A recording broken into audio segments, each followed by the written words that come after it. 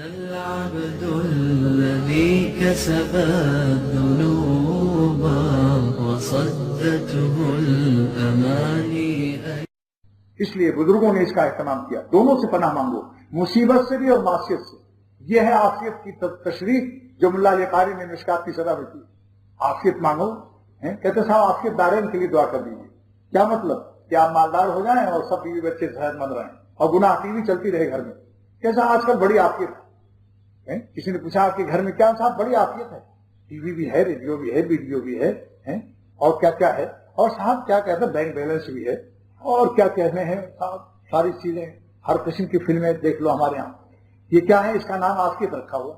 اور شامی کباب بھی، اور بعد میں اس کو ہضم کرنے کے لیے 7 اپ کی بوتلیں بھی فریج میں بھری ہوئی. اس کا نام عافیت رکھا. نافرمانی، تصویریں اللہ کے رسول صلی اللہ علیہ وسلم کے، بخاری کی روایت ہے کہ تصویروں کا رکھنا حرام جائز نہیں ہے. رحمت کے فرشتے نہیں آتے. ٹخنا دیکھو تو پیجامہ لنگی گھسٹتی جا رہی ہے، ٹخنا کھلا چھپا ہوا ہے. بخاری کی روایت کے مطابق یہ حصہ جہنم میں جلے گا جتنا.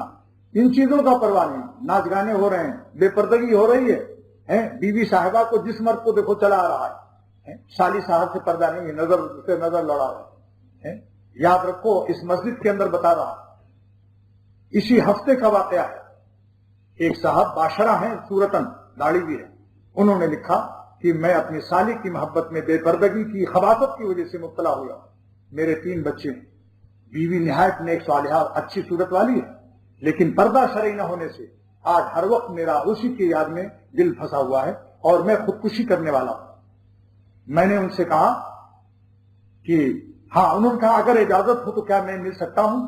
ایسے نالائقوں کی صورت آپ دیکھ سکتے ہیں. میں نے ان کو لکھا کہ آپ ضرور مجھ سے ملیے.